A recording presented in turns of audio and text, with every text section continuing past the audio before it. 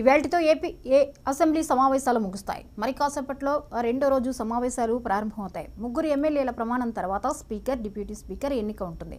ఇప్పటికే స్పీకర్గా అయ్యన్న పాత్రుడు ఏకగ్రీవంగా ఎన్నికయ్యారు. ఉదయం 11 గంటలకు స్పీకర్ చైర్లో అయ్యన్న పాత్రుడు కూర్చుంటాడు. మరోవైపు డిప్యూటీ స్పీకర్ ఎవరనే దానిపై ఉత్కంఠ కొనసాగుతోంది. టీడీపీకే దక్కుతుందా, మిత్రపక్షాలకు ఇస్తారా అన్న దానిపై చర్చ సాగుతోంది. డిప్యూటీ స్పీకర్ రేసులో కాల్వ శ్రీనివాస్, లోకం మాధవి పేర్లు వినిపిస్తున్నాయి.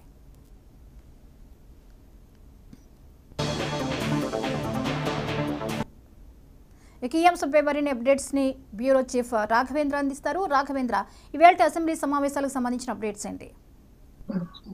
జ్యోతి, ఏపీలో కొత్త ప్రభుత్వం ఏర్పడిన తర్వాత 2 రోజులు కూడా అసెంబ్లీ సమావేశాలు జరుగుతున్నాయి. దానికి సంబంధించి ఈ రోజు కూడా అసెంబ్లీ సమావేశాలు జరుగుతున్నాయి. నిన్నటి నుంచి కూడా ఏదైతే ఏపీకి సంబంధించి సభ్యులందరినీ కూడా ప్రోటెం స్పీకర్ గా ఎన్నుకోబడిన గోరంట్ల బుచ్చయ్య చౌదరి కూడా అందరినీ ప్రమాణ స్వీకారం చేస్తున్నారు. ఈ రోజు కూడా మిగిలిన సభ్యులను కూడా ప్రమాణ స్వీకారం చేయించే అవకాశం ఉంది. ఈ రోజు ఉదయం 10:30కు కూడా సమావేశాలు రెండో రోజు కూడా ప్రారంభం కానున్నాయి. ఈ నేపథ్యంలో ఇంకా మిగిలిన సభ్యుల చేత కూడా ఈ రోజు ప్రమాణ స్వీకారం చేయించిన అనంతరం కూడా స్పీకర్ ని కూడా ఎన్నుకోనున్నారు. ముఖ్యంగా చూసుకుంటా ఉంటే ఏపీకి సంబంధించి పూర్తి స్థాయిలో కూడా టీడీపీ కూటమికి సంబంధించిన పార్టీ అధికారంలోకి రావటము, ఒక పక్కన స్పీకర్ కి సంబంధించి అయ్యన్న పాత్రుడి టీడీపీ సీనియర్ నేత అయిన అయ్యన్న పాత్రుడిని ఏకగ్రీవంగా కూడా టీడీపీ సభ్యులు కూడా ప్రపోజ్ చేయడంతో నిన్న మూడు సెట్ల నామినేషన్లు కూడా దాఖలు చేయడం జరిగింది. ఈ నేపథ్యంలో ఇంకా ఎవరు కూడా ఒక పక్కన మరో పక్కన కూడా దాఖలు చేయకపోవడంతో కూడా స్పీకర్ ఎన్నిక కూడా ఏకగ్రీవం కానుంది. ఈ రోజు 11 గంటలకు స్పీకర్ ని కూడా ఒక పక్కన స్పీకర్ సీట్ లో కూడా కూర్చోబెట్టే అవకాశం కనిపిస్తుంది. ముఖ్యంగా చూసుకుంటా ఉంటే ప్రతిసారి కూడా ఏదైతే సభలో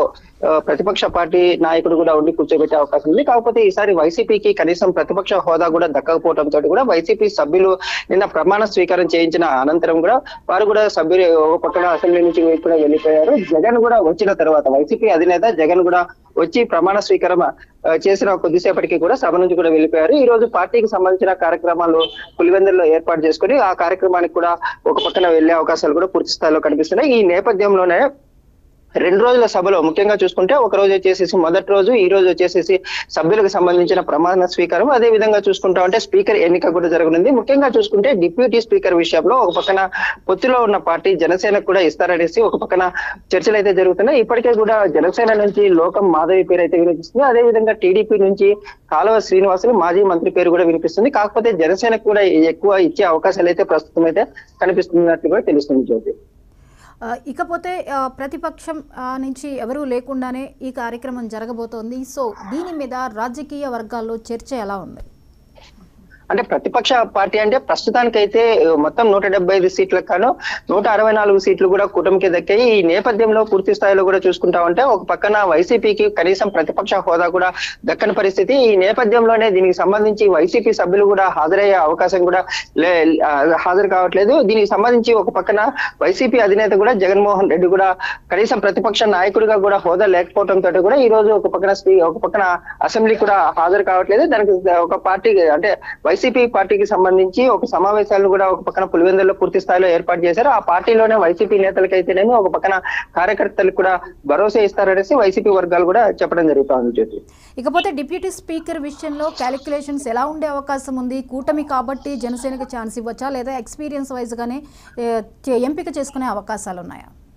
అంటే ఇప్పుడు పూర్తి స్థాయిలో చూసుకుంటే ఏపీకి సంబంధించి 175 సీట్లలో ఒక పక్కన వచ్చేసి 135 సీట్లు టీడీపీ కైవసం చేసుకుంది. అదేవిధంగా జనసేన పోటీ చేసిన 21 స్థానాలను కూడా కైవసం చేసుకోవడం జరిగింది. బీజేపీ కూడా 8 స్థానాలను అయితే కైవసం చేసుకుంది. ఒక పక్కన మంత్రివర్గంలో బీజేపీకి 1, మరో పక్కన జనసేనకు 3, మిగతా అన్ని కూడా టీడీపీకి సంబంధించిన మంత్రివర్గంలో కురుపులు కూడా చేసుకున్నారు. ఇప్పటికే కూడా టీడీపీకి సంబంధించి సీనియర్ నేత అయిన చింతకాయల అయ్యన్న పాత్రులను కూడా స్పీకర్ గా కూడా ఎన్నిక చేశారు. కాకపోతే జనసేనకు కూడా ప్రాధాన్యత ఇవ్వాలనే ఉద్దేశం అయితే ఉంది. కాకపోతే ఇప్పటికే మంత్రి పదవులు కూడా ఇవ్వడం జరిగింది. ఒకవేళ ఇస్తే డిప్యూటీ స్పీకర్ కూడా ఇచ్చే అవకాశం అయితే ప్రస్తుతం అయితే ఇరు పార్టీల మధ్య అయితే చర్చలు కూడా జరుగుతున్నాయి. కాకపోతే ఒకవేళ జనసేనకు లేని పక్షంలో, ఇవ్వని పక్షంలో అదే విధంగా టీడీపీకి సంబంధించిన సభ్యులు సీనియర్ నేతలను కూడా పరిశీలిస్తున్నారు. వారిలో ముఖ్యంగా చూసుకుంటా ఉంటే కాలువ శ్రీనివాసుల పేరు కూడా ప్రస్తుతం వినిపిస్తున్న పరిస్థితి ప్రస్తుతం మనకు తెలుస్తుంది జ్యోతి. ఇకపోతే రిమైనింగ్ ఎమ్మెల్యేలు ఎవరైతే ఉన్నారో వాళ్ళ ప్రమాణ స్వీకారాలు స్పీకర్, డిప్యూటీ స్పీకర్ల ఎంపికతోనే ఈ రోజు అసెంబ్లీ సమావేశాలు ముగుస్తాయా? ఇంకా ఫర్దర్ ఏమైనా చర్చలకి ఆస్కారం ఉందా? అంటే ముఖ్యంగా చూసుకుంటే 2 రోజుల పాటే ఏదైతే అసెంబ్లీ సమావేశాలు ఏర్పాటు చేయడం జరిగింది. దీంట్లో ముఖ్యంగా చూసుకుంటే ఒక పక్కన వచ్చేసేసి సభ్యుల ఎంపిక, మరో పక్కన స్పీకర్ల ఎంపిక. స్పీకర్ అయితేనేమి డిప్యూటీ స్పీకర్ ఎన్నికనే జరగనుంది. ఈ నేపథ్యంలోనే ఈ 2 రోజులు కూడా సభ అయితే నిర్వహించాలని ముందే కూడా నిర్ణయించినట్లు తెలుస్తుంది. ఈ నేపథ్యంలోనే ఈ రోజు స్పీకర్, డిప్యూటీ స్పీకర్ ఎన్నికైన తర్వాత ఒక పక్కన అసెంబ్లీని అయితే నిరవధిక వాయిదా కూడా వేసే అవకాశాలు కూడా కనిపిస్తున్నాయి Jyothi. Right, thank you Raghavendra.